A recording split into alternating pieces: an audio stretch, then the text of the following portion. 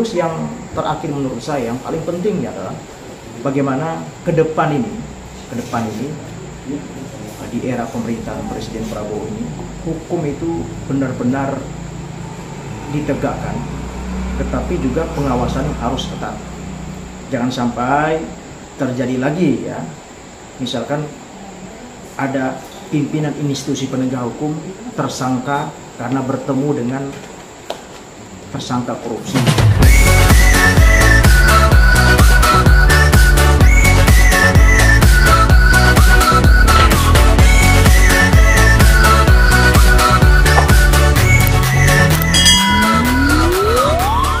Sebagai warga negara, saya mengucapkan selamat atas pelantikan Bapak Prabowo Subianto dan Mas Gibran Raka Buming Raka sebagai Presiden dan Wakil Presiden Republik Indonesia untuk periode 2024-2029.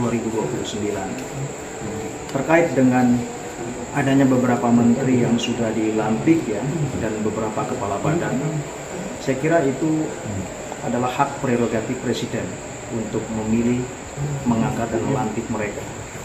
Namun yang perlu menjadi catatan daripada saya selaku masyarakat atau kita pada umumnya adalah bagaimana para menteri-menteri ini nanti bekerja sesuai dengan apa yang diharapkan oleh masyarakat. Tentu saya konsen terhadap penegakan hukum. Kalau kita melihat 10 tahun terakhir ini memang di masa pemerintahan Presiden Jokowi, memang masih banyak ya hal-hal yang perlu dibenahi di dalam aspek hukum kita, terutama dalam hal penegakan hukum. Karena tidak jarang ya kita menemukan di lapangan masyarakat itu beranggapan atau ada stigma yang kemudian muncul di pikiran masyarakat bahwa kalau yang lemah itu katanya susah mengakses keadilan, tetapi yang punya kuasa, yang punya kekayaan dan sebagainya itu dengan gampangnya mendapatkan keadilan. Stigma ini sebenarnya harus sudah kita hilangkan. Kenapa? Karena 79 tahun Indonesia merdeka itu bukan waktu yang singkat. Kenapa? Karena prosesnya sudah sangat panjang, sehingga stigma-stigma seperti ini harusnya sudah hilang. Oleh karenanya memang di era pemerintahan Pak Prabowo ini memang benar-benar ya keadilan itu harus betul-betul dirasakan secara nyata oleh masyarakat. Karena baik buruknya negara itu sebenarnya tergantung bagaimana penegakan hukumnya. Kalau penegakan hukum itu memberikan rasa keadilan bagi masyarakat, tentu wajah negara kita itu akan baik. Oleh karenanya ke depan memang hukum itu harus benar-benar dibenahi. Apa yang perlu dibenahi misalkan dalam aspek penegak hukumnya? Harus diisi oleh orang-orang yang memiliki kualitas sumber daya manusia yang baik. Supaya apa? Supaya hukum ditegakkan dengan sebenar-benarnya, tidak dibelokkan ke sana kemari. Saya ambil contoh misalkan beberapa waktu yang lalu ada seorang di Bali, ya, ada masyarakat di Bali itu memelihara hewan. Lalu kemudian dia diproses hukum dan disidangkan kasusnya. Meskipun pada akhirnya dia bebas, tapi menurut hemat saya selaku praktisi hukum, kasus-kasus seperti ini sebenarnya harusnya sudah tidak perlu dibawa ke persidangan. Cukup diselesaikan di tingkat kepolisian. Misalkan dia melakukan pelanggaran dalam hal aturan, karena misalkan hewan yang dipelihara tersebut itu tidak dibolehkan dipelihara oleh masyarakat karena merupakan hewan lindung dan harus dilepas misalkan seperti itu. Ya cukup saja diberitahu agar tidak lagi kemudian dilakukan. Kemudian disampaikan ada aturan yang mengikat dan seterusnya, ada sanksi yang kemudian dikenakan kalau tetap dilakukan pemeliharaan, maka saya pikir itu lebih tepat sebenarnya, tidak mesti harus diproses lebih jauh gitu. Oleh karenanya hal-hal seperti ini harusnya sudah selesai ya, tidak perlu lagi menjadi kemudian perdebatan di masyarakat. Kemudian kedua, terkait dengan soal pendapatan sebenarnya. Ya, gaji juga penting ya, untuk kemudian bagaimana dinaikkan bagi mereka yang aktivitasnya di bidang penegakan hukum. Contoh misalkan penyidik harus ditingkatkan ya, remunerasinya, gaji dan seterusnya.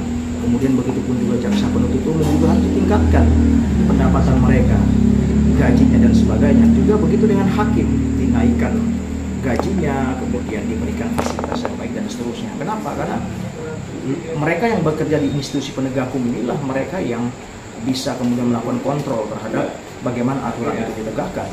Kalau mereka tidak disejahterakan, tentu ini bisa menjadi indikator untuk bagaimana penegakan hukum itu bisa lemah. Kenapa? Karena ya kembali lagi bahwa kita lihat banyak yang juga tertangkap misalkan dari aparat penegak hukum itu tidak jauh-jauh dari soal apa? Soal menerima gratifikasi dan seterusnya. Terus yang terakhir menurut saya yang paling pentingnya adalah bagaimana ke depan ini di era pemerintahan Presiden Prabowo ini hukum itu benar-benar ditegakkan, tetapi juga pengawasan harus ketat. Jangan sampai terjadi lagi ya, misalkan ada pimpinan institusi penegak hukum tersangka karena bertemu dengan tersangka korupsi. Itu tidak boleh, karena sistem kerja itu adalah sistem kerja yang terstruktur. Jadi kalau misalkan pimpinannya bertemu dengan tersangka korupsi misalkan, lalu bagaimana kita bisa percaya terhadap lembaga penegakan hukum itu? Oleh karenanya, sekali lagi saya harapkan bahwa proses seleksi aparat penegak hukum itu juga harus benar-benar dilakukan secara jujur dan transparan, supaya mereka menempati tempat-tempat yang ditempatkan tadi itu betul-betul sesuai dengan kapasitas dan kemampuan. Nah itu pendapat saya dan harapan saya. Saya pikir begini, kalau dengan diangkatnya Mayor Teddy sebagai sekretaris kabinet atau seskap, saya kira itu kembali lagi merupakan hak prerogatif presiden. Saya kira tidak ada yang salah di situ dan tidak ada yang perlu diperdebatkan di situ. Kalau soal usia jauh lebih artinya muda dari pembantu-pembantu presiden yang lain, kita bisa lihat juga sekarang ada anak muda sebagai wakil ketua MPR, juga tidak ada masalah di situ. Jadi saya pikir tolak ukurnya jangan dilihat dari usia, tapi dilihat dari kemampuan.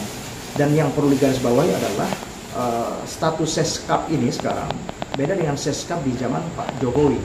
Kalau seskap di zaman Pak Jokowi memang dia setara dengan menteri, jabatan itu setara dengan menteri, sehingga konsekuensinya ketika orang ditempatkan di posisi itu atau di kedudukan itu, maka kalau dia sebagai seorang perwira aktif maka dia harus mundur. Seperti itu kira-kira. Tetapi di era yang sekarang di Presiden Prabowo ini, posisi seskap itu tidak setara dengan menteri lagi, tapi dia di bawah naungan daripada Kementerian Sekretariat Negara, sehingga mereka yang menduduki jabatan itu apabila diangkat dari unsur perwira aktif misalnya, dia tidak perlu mundur dari institusi tempat dia bekerja, tapi cukup mungkin dengan cuti atau seperti apa. Saya kurang tahu teknisnya seperti apa, tapi kurang lebih itu yang saya dapatkan informasinya, sehingga ya tidak perlu kita perdebatkan karena itu menjadi hak prerogatif presiden. Dan saya pikir sejauh ini yang saya lihat dan saya amati, Mayor Teddy juga orang yang sangat cakap ya untuk melakukan pengaturan dari jadwal-jadwal yang dilakukan oleh Pak Presiden Prabowo. Jadi saya pikir itu clear lah, Bang. Saya pikir selama itu membantu Presiden dan bisa mempercepat harapan ya dari lembaga yang baru dibentuk itu, mempercepat harapan masyarakat atas lembaga itu, saya pikir tidak ada masalah.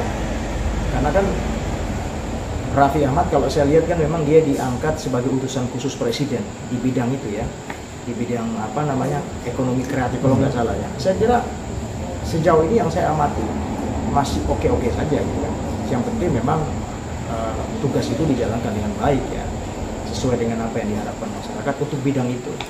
Saya kira nggak masalah. Inilah saya pikir inilah bagian daripada percepatan Pak Presiden Prabowo untuk merealisasikan harapan-harapan masyarakat di segala lini tadi, di segala sektor-sektor yang ada tadi. Sehingga ya mungkin dengan banyaknya lembaga baru, dengan banyaknya kementerian yang tadinya satu lalu dipecah, saya pikir itu mungkin suatu tindakan yang dilakukan oleh Pak Prabowo untuk bagaimana bisa memperkecil permasalahannya. Kalau misalkan satu kementerian lalu bisa kemudian mengerjakan sekian banyak pekerjaan, saya kira kan juga itu akan lambat nanti. Saya lihat ini beliau akan kerja cepat sesuai dengan misi beliau, akan kerja cepat dengan target pertumbuhan ekonomi 8%.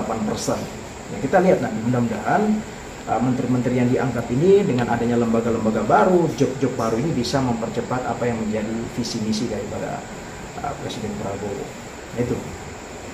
Oke, saya selaku masyarakat Indonesia mengucapkan selamat bekerja Bapak Presiden Prabowo dan Bapak Wakil Presiden Gibran Rakabuming Raka. Semoga apa yang menjadi janji-janji di masa kampanye dengan program-program kerja yang ada itu bisa direalisasikan, dan kami selaku masyarakat menunggu hasil kerja dari Bapak berdua.